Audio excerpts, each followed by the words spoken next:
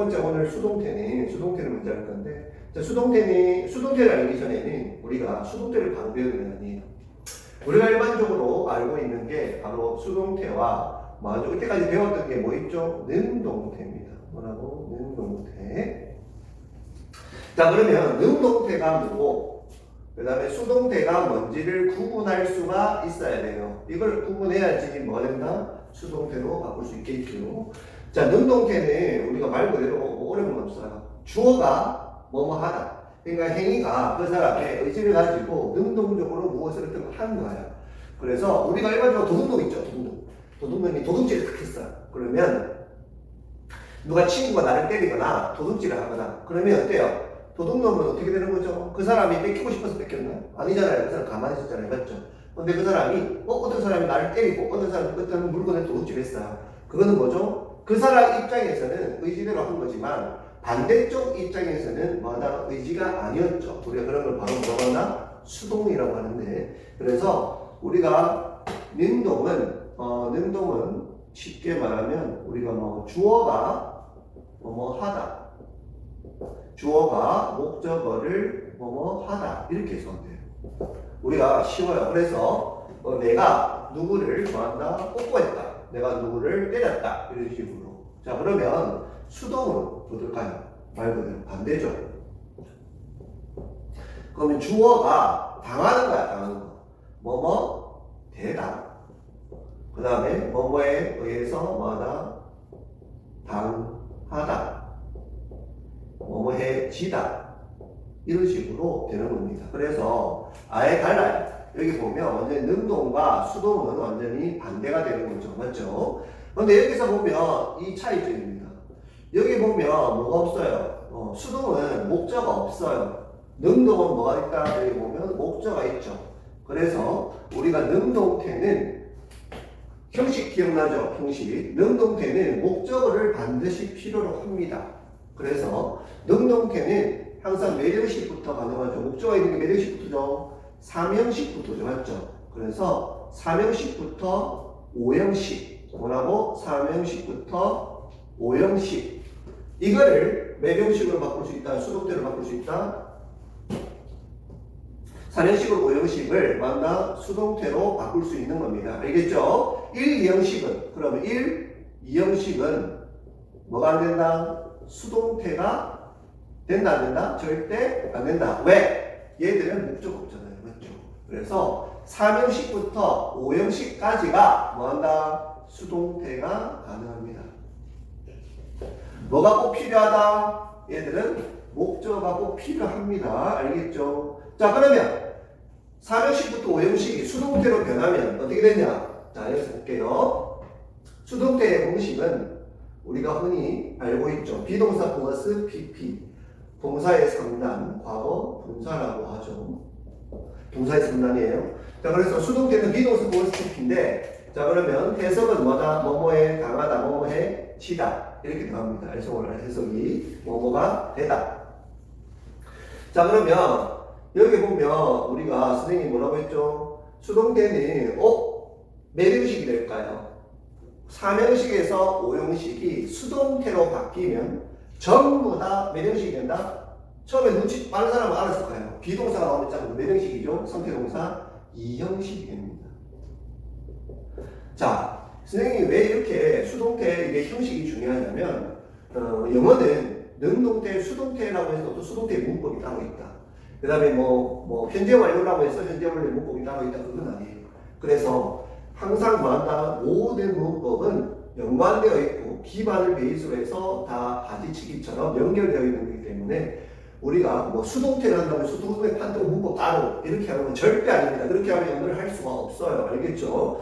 자, 그래서 선생님 가르친 대로 외우는 게 아니라 항상 형식을 우리가 하면 3, 4, 5 형식부터 목적어가 있네? 그럼 목적어가 있어야지 능동태고 목적어가 없으면 당연히 수동태가 되고 수동태에는 비동사가 있네? 비동사가 있으니까 무조건 수동태는 2형식이 되는 겁니다. 알겠죠? 자, 그럼 예를 한번 들어서 한번 해볼게요. 자, 수동태를 바꾸기 전에는 항상 첫 번째 해야 되는 게 있어요. 뭐가? 주어를 찾고 동사 앞에 동사, 그 다음에 동사 뒤에 뭐가 오죠? 목적어. 우리가 무슨 동사라고 합니까? 목적어를 필요로 하는 동사, 타동사. 여기에 3, 4, 5형식인 전부 다 타동사예요. 타동사. 맞죠? 1, 2형식은 우리가 무슨 동사라고 하죠? 목적 없는 자동사. 자, 그래서 여기 보면 자, 그래서 몇 형식? 3형식. 먼저 형식을 찾아야 돼요. 형식을. 왜? 나중에 배울 텐데 3, 4, 5형식마다 수동태가 조금씩 달라져요. 그래서 제일 처음에 해야 되는 거는 능동태가 몇 형식인지를 파악하는 게 제일 중요해요. 그래서 일단 주어, 동사, 목적어 3형식이니까 3형식을 목적으로 이제 수동태로 바꾸는 걸 해볼게요. 자, 이거는 능동태죠. 왜? 봐도 목적어 있으니까 비동사도 없고 당연히 목적어 있으니까 능동태예요. 그는 그들을 만들었다. 자, 이거는 수동태로 바뀌면 이제 수동태의 공식은 어떻게 된다?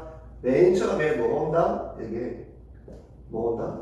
목적어가 주어 자리에 옵니다. 알겠죠? 뭐라고? 목적어가 첫 번째로 어떻게 되온다? 주어 자리. 자, 목적어가 주어 자리에 위치하는데 조심해야 되는 건 뭐다? 여기는 주어 자리니까 뭐가 된다? 목적어가 무슨 격이 돼야 돼? 이거 조심해야 돼. 무슨 격으로? 주격. 주격으로 바뀌는 게 명심해야 됩니다. 애들 이거 많이 틀려요. 자, 두 번째는 동사가 오는데 동사는 그대로 수동태 공식이 뭐라고 했죠? 비동사 플러스 pp라고 했습니다. 맞죠? 두 번째는 뭐라고? 비동사 플러스 pp. 그래서 뒤에는 바로 뭐로 바꿔준다? 비동사 플러스 pp로 바꿔줍니다. 알겠죠? 자, 그러면 여기서 보니까 조심해야 되는 거는 이거예요. 이 동사가 뭐인지 과거인지 현재인지 봐야 돼요. made는 make의 과거죠. 그렇기 때문에 비동사가 뭐가 오겠어요? am, is가 아니라 was와 were이 가야 돼요. 근데 또 주어도 봐야 돼요. 주어도. 주어가 뭐죠? 복수네. 복수니까 당연히 was가 아니고 뭐가 와야 됩니까? were이 오는 거예요. 알겠죠? 이것도 조심해야 돼요. was가 오면 안 됩니다. 자, 그래서 비동사 플러스 뭐보다 동사의 몇 단? 3단. make 똑같죠? 그래서 수동태나 현재 완료를 하기 위해서는 동사의 3단을 꼭 외워야 됩니다. 이거 먼저. 그래서 선생님하고 수동태를 공부하면서 동사 3단을 시험 숙제로 계속 내줄 거예요. 이거는 시험 때까지 계속 해야 됩니다. 알겠죠? 불규칙 변화를 꼭 외워야 돼요. 자, 그 다음에 어떻게 되는 거예요? 이제 주어가 어디로 가죠? 끝으로 갑니다. 주어가 어디로 간다? 주어가 행위자가 by 플러스 뭐 한다? 행위자로 옵니다. 근데 조심해야 되는 거는 여기 보면 행위자가 어떻게 보면 주어죠. 근데 뭐가 된다 해서 보면 by 플러스 행위자가 오는데 조심해야 되는 건 이 행위자는 by는 전치사니까 애들 많이 틀리는 경우가 있어요. 전치사 뒤에는 뭐가 와야 된다 얘들아? 앞에서 팔품사 했죠. 뭐가 와야 된다? 명사 혹은 목적격이 와야 돼요. 절대 무슨 격이 올 수 없다? 주격이 올 수 없다. 앞에 he가 왔으니까 여기 또 he를 적으면 된다 안 된다? 절대 안 된다. 알겠죠? 그래서 by 플러스 뭐라고? 목적격이 옵니다. 그러면 어떻게 된다? They were made by him. 그들은 그에 의해서, 이때 by는 해석이 뭐라고? 뭐뭐에 의해서라고 해석합니다. 그에 의해서 뭐가 되어진다? 만들어진다. 아까 선생님의 해석은 어떻게 됐죠? 뭐뭐해진다, 뭐뭐가 되다, 뭐뭐해진다 이렇게 해석하면 됩니다. 알겠죠? 자, 그래서 여기 보니까 봐봐. 비동사 왔죠? 비동사 왔으니까 뭐가 온다? 주어, 비동사 뭐라고? 이거는 뭐죠? 주격, 보어. 그러면 이거는 전명구죠. 선생님 뭐라고 했죠? 전명구는 부사하고 똑같다고 했어요. 그럼 봐봐. 가리면 몇 형식? 주어, 동사, 주격, 보어 2형식이 된 겁니다. 알겠죠? 그래서 이걸 알아야 돼요.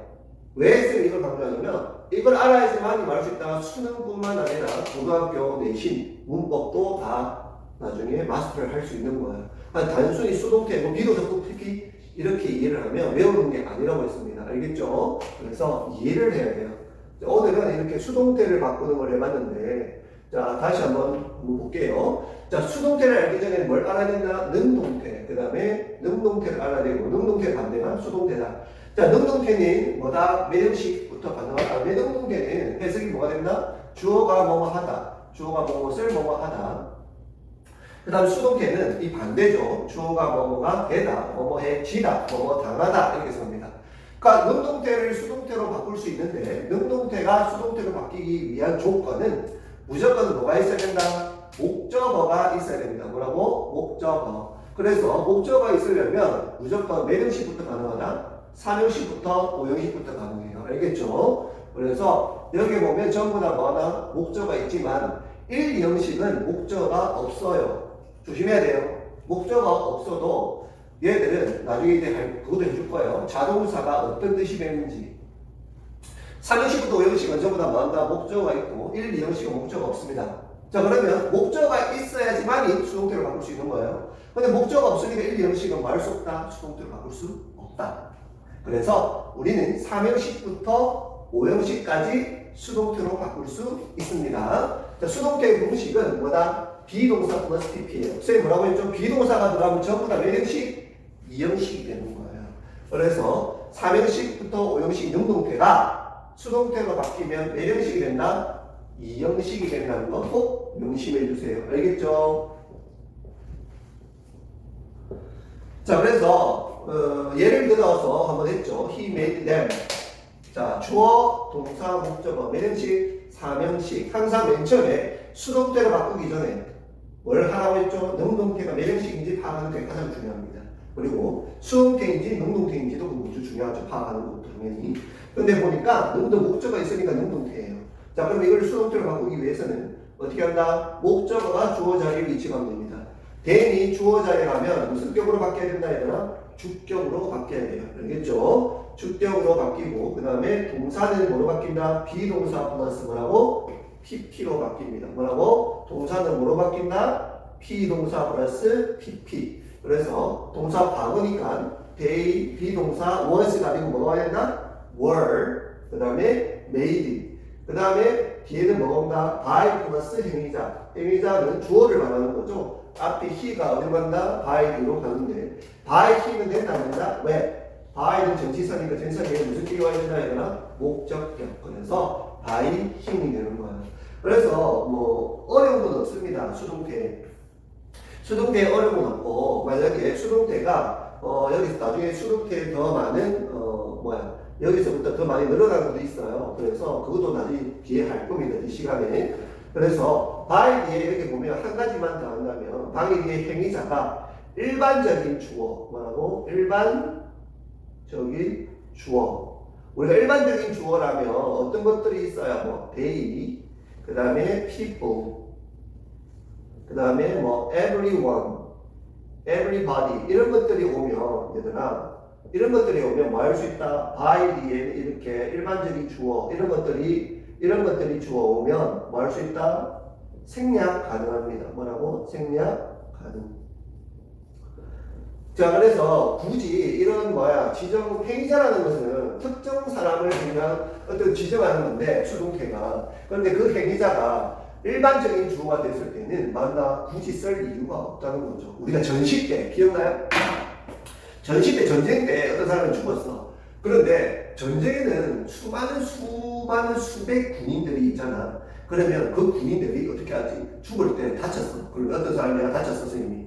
그러면 내가 그렇게 말하나? 군인들에 대해서 내가 전쟁 중에 다쳤다 이렇게 하지. 저게 110번째, 4번째, 새로 5번째, 6번째 그 말을 낼 수 없다 이렇게 하나? 그런 말은 안 하죠, 맞죠? 그런 특정한 사람 지정하지 않을 때는 일반적인 주어를 쓰는데 그럴 때는 우리가 they, people, 그 다음에 everyone 이런 거는 뭐 할 수 있다? by 일반적인 주어는 생략 가능하다라는 것을 꼭 명심해 줍니다. 알겠죠? 그 다음에 뭐 마지막으로 한 개 한다면 우리가 이거는 긍정이었고 이거는 다 아는 거예요. 근데 수동태의 부정은 여기 비동사가 왔으니까 이걸 따로 하는 게 아니야. 문법은 따로 하는 게 아니라고 했다. 그럼 이거의 부정이 당연히 뭐겠어요? 얘들아?